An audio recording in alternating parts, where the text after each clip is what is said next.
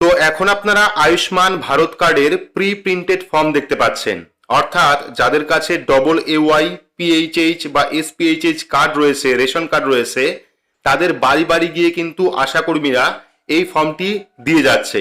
ইতিমধ্যেই দেওয়া শুরু হয়ে গেছে এবং এই ফর্মটি কিন্তু আপনাদের ফিল আপ করতে হবে। তবে ফর্মের মধ্যে আগে থেকেই অনেক কিছু ফিল আপ করা রয়েছে। কোন কোন জায়গা আপনাদের ফিল আপ করতে হবে, কোন কোন জায়গা ফিল আপ করতে হবে না, বিস্তারিত আজকের এই ভিডিওর মাধ্যমে আপনারা জানতে পারবেন। আপনারা প্রত্যেকেই জানেন জনকল্যাণ শিবিরে শুধুমাত্র RKSY1 এবং RKSY2 ক্যাটাগরির যে রেশন কার্ড রয়েছে তাদের ফর্ম দেওয়া হয়েছে এবং তাদের ফর্ম জমা নেওয়া হয়েছে, কিন্তু AA, PHH, SPHH এগুলি কিন্তু প্রি প্রিন্টেড ফর্ম প্রত্যেকের বাড়ি বাড়ি আশাকর্মীরা দিয়ে যাবে। তো এই যে ফর্ম দেখতে পাচ্ছেন, এরকম ফর্মই কিন্তু আপনারা পাবেন আয়ুষ্মান ভারত কার্ডের আবেদন করার জন্য। এই ফর্মটি আপনারা কিভাবে ফিল আপ করবেন দেখতে পাচ্ছেন, আয়ুষ্মান ভারত প্রধানমন্ত্রী জন আরোগ্য যোজনা বেনিফিশিয়ারি ফিল্ড ভেরিফিকেশন ফর্ম, অর্থাৎ এই ফর্মটা কিন্তু আগে থেকেই ভেরিফিকেশন করা হয়েছে। যাদের AA, PHH এবং SPHH রেশন কার্ড রয়েছে তাদের কিন্তু আগে থেকেই ফিল আপ করা ফর্ম বাড়িতে চলে আসবে। দেখতে পাচ্ছেন family level data collection form, অর্থাৎ এটাই কিন্তু পারিবারিক তথ্য সংগ্রহের ফর্ম। এখানে আপনার ডিস্ট্রিক্ট এবং আপনার জেলার নাম থাকবে, আপনার কোন ঠিকানা সেই ঠিকানার নাম থাকবে এখানে। পাশাপাশি এখানে কিন্তু আপনারা একটি কিউআর কোড দেখতে পারবেন। প্রত্যেকটি ফর্মে আলাদা আলাদা কিউআর কোড দেওয়া থাকবে, আমি কিছুটা হাইড করেছি। তো যেটা আপনাকে ফিল আপ করতে হবে, এখানে একটি অ্যাপ্লিকেশন নাম্বার দেওয়া থাকবে, এখানে অ্যাপ্লিকেশন নাম্বার দেখতে পাচ্ছেন, এবং এখানে ডেট থাকবে, কোন ডেটে আপনি এই ফর্মটি জমা করবেন। অর্থাৎ আশাকর্মীরা আপনার বাড়িতে এলো, ফর্মটা দিয়ে গেল, ফর্মটা আপনি ফিল আপ করলেন, কোন ডেটে আপনি এই ফর্মটি জমা করবেন সেই ডেট কিন্তু এখানে লিখতে হবে। তার জন্য প্রথমে তারিখ, তারপরে মাস, তারপরে বছর এখানে লিখবেন। লেখার পর দেখতে পাচ্ছেন বেসিক বেনিফিশিয়ারি ডিটেলস। তো এখানে কিন্তু আগে থেকেই সমস্ত কিছু ফিল আপ করা থাকবে। আপনার আধার কার্ড নাম্বার দেওয়া থাকবে, এই জায়গায় দেখতে পাচ্ছেন আধার কার্ড নাম্বার কিন্তু প্রিন্ট করা রয়েছে। অ্যাপ্লিকেন্ট নেম, অ্যাপ্লিকেন্ট নেম কি সেই অ্যাপ্লিকেন্ট নেমও দেওয়া থাকবে, আবেদনকারীর নাম দেওয়া থাকবে এবং রেশন কার্ড নাম্বার আগে থেকেই কিন্তু এখানে ফিল আপ করা থাকবে বা প্রিন্ট করা থাকবে। এগুলি কিন্তু ফিল আপ করা কোনো রকম দরকার নেই। পরবর্তী দেখতে পারবেন এখানে রেশন কার্ড ক্যাটাগরি রয়েছে।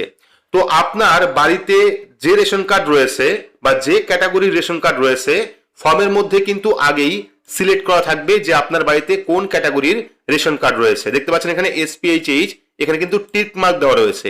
যদি আপনার বাড়িতে AA রেশন কার্ড থাকে সেক্ষেত্রে ফর্মের মধ্যে AA টিক মার্ক দেওয়া থাকবে। যদি আপনার বাড়িতে PHH ক্যাটাগরি রেশন কার্ড থাকে সেক্ষেত্রে ফর্মের মধ্যে আগে থেকেই কিন্তু PHH এ টিক মার্ক দেওয়া থাকবে। এবার দেখতে পাচ্ছেন পরবর্তী আধার লিঙ্ক মোবাইল নাম্বার, এটাও কিন্তু প্রি প্রিন্টেড থাকবে, আগে থেকেই ফিল আপ থাকবে। আধার লিঙ্কে যে ফোন নাম্বার রয়েছে সেই ফোন নাম্বারটা আগে থেকেই ফর্মের মধ্যে দেওয়া থাকবে। পরবর্তী জেন্ডার, যিনি অ্যাপ্লিকেন্ট তিনি মেল না ফিমেল না আদার্স, সেটা কিন্তু এখানে টিক করা থাকবে। এখানে কিন্তু টিক করার কোনো রকম প্রয়োজন নেই, ফর্মে আগে থেকেই টিক করা থাকবে। এবার অ্যাপ্লিকেন্টের ডেট অফ বার্থ কোনটা রয়েছে সেটাও কিন্তু আগে থেকেও ফিল আপ করা থাকবে। দেখতে পাচ্ছেন আগে থেকে ফর্মের মধ্যে ফিল আপ করা রয়েছে। এর পরবর্তী ফুল অ্যাড্রেস, আপনার বাড়ির সম্পূর্ণ অ্যাড্রেস বা ঠিকানা এখানে কিন্তু ফিল আপ করা থাকবে আগে থেকেই, ফর্মের মধ্যে আগে থেকেই ফিল আপ করা থাকবে। পরবর্তী ডিস্ট্রিক্ট আগে থেকে ফিল আপ করা থাকবে, ব্লক আগে থেকে ফিল আপ করা থাকবে, গ্রাম পঞ্চায়েত আগে থেকে প্রিন্ট করা থাকবে। এখানে দেখতে পাচ্ছেন এবার ফ্যামিলি হেড নেম, তো ফ্যামিলি হেড নেমও কিন্তু আগে থেকেই ফিল আপ করা থাকবে। টোটাল ফ্যামিলি মেম্বার্স, এখানে আপনাকে এবার অ্যাড করতে হবে total family members. Voter card number দেওয়ার পর এসি নাম্বার অর্থাৎ অ্যাসেম্বলি নাম্বার কত বা বিধানসভা ক্ষেত্রের নাম্বার কত সেটা আপনাকে দিতে হবে। পরবর্তী পার্ট নাম্বার কত, আপনার বুথ নাম্বার কত সেই বুথ নাম্বার লিখবেন এবং সিরিয়াল নাম্বার কত, ভোটার লিস্টে কত নাম্বার সিরিয়ালে নাম রয়েছে সেটা কিন্তু এখানে লিখতে হবে। লেখার পর SSURN নাম্বার, এবার কিন্তু আপনার যে স্বাস্থ্যসাথী কার্ড রয়েছে সেই স্বাস্থ্যসাথী কার্ডে নিচের দিকে 17 সংখ্যার স্বাস্থ্যসাথী কার্ড নাম্বার দেখতে পাবেন। এখানে আপনারা স্বাস্থ্যসাথী কার্ড নাম্বারটা সম্পূর্ণ লিখে দেবেন। 17 সংখ্যার স্বাস্থ্যসাথী কার্ড আপনারা আপনাদের যে স্বাস্থ্যসাথী কার্ড রয়েছে সেই নাম্বার দেখে লিখে দেবেন। যদি স্বাস্থ্যসাথী কার্ড না থাকে সেক্ষেত্রে না লিখলেও চলবে। এবার নিচের দিকে আপনারা পেয়ে যাবেন এখানে রিসিপ্ট, এটা কিন্তু আপনাকে কেটে বা ছিঁড়ে দিয়ে দেবে, কারণ এটা প্রমাণস্বরূপ আপনাকে রাখতে হবে যে আপনি ফর্মটা জমা করেছেন। সেক্ষেত্রে চাইলে আপনি এখানে দেখতে পারবেন আধার কার্ড নাম্বার আগে থেকেই ফিল আপ করা রয়েছে, লাস্টের 4টে সংখ্যা দেখা যাবে। পরবর্তী অ্যাপ্লিকেন্ট নেম কি রয়েছে সেই অ্যাপ্লিকেন্টের নাম এখানে লেখা থাকবে এবং অ্যাপ্লিকেন্টের রেশন কার্ড নাম্বার কত সেই রেশন কার্ড নাম্বারও কিন্তু এখানে লেখা থাকবে। এবার দেখতে পাচ্ছেন জেন্ডার, এখানে কিন্তু অটোমেটিকলি প্রি প্রিন্টেড থাকবে যে আপনি মেল না ফিমেল না আদার্স, টিক থাকবে, এখানে টিক করার প্রয়োজন নেই। পরবর্তী ডেট অফ বার্থ, অ্যাপ্লিকেন্টের ডেট অফ বার্থ কত সেই ডেট অফ বার্থও কিন্তু এখানে আগে থেকেই দেওয়া থাকবে এবং এখানে একটি বারকোড দেওয়া থাকবে। তো এটা গেল মূল ফর্ম ফিল আপ। তো এইটুকু জায়গা কিন্তু ফিল আপ করতে হবে। বাকি দ্বিতীয় নাম্বার ফর্মে কিন্তু টিক এবং আনটিকের জায়গা রয়েছে। দ্বিতীয় নাম্বার ফর্ম কিভাবে ফিল আপ করবেন সেটাও আপনাদের দেখাচ্ছি। এবার দ্বিতীয় পেজের ফর্ম ফিল আপে কিছু ক্রাইটেরিয়া রয়েছে, যেমন প্রথমে বলা হয়েছে বাতিল করার মাপকাঠি, অর্থাৎ এখানে কিন্তু আপনাকে টিক বা আনটিক করতে হবে। যেমন প্রথমে রয়েছে বিষয় বা মানদণ্ড 1, হ্যাঁ অথবা নাতে টিক করুন। ফার্স্ট অপশন রয়েছে পরিবারের বার্ষিক আয় 8 লক্ষ টাকার বেশি, সেক্ষেত্রে হ্যাঁ অথবা না অপশনে টিক করতে হবে। ঠিক আছে, যদি হ্যাঁ অপশনে টিক করেন সেক্ষেত্রে কিন্তু আপনি আয়ুষ্মান ভারত কার্ড পাবেন না। পরবর্তী পরিবারে কোনো সদস্য আয়কর প্রদান করে কিনা, ঠিক আছে, যদি পরিবারে কোনো সদস্য আয়কর প্রদান করে সেক্ষেত্রে হ্যাঁ অথবা না অপশনে টিক করবেন। হ্যাঁ অপশনে টিক করলে কিন্তু আপনি আয়ুষ্মান ভারত কার্ডের সুবিধা পাবেন না।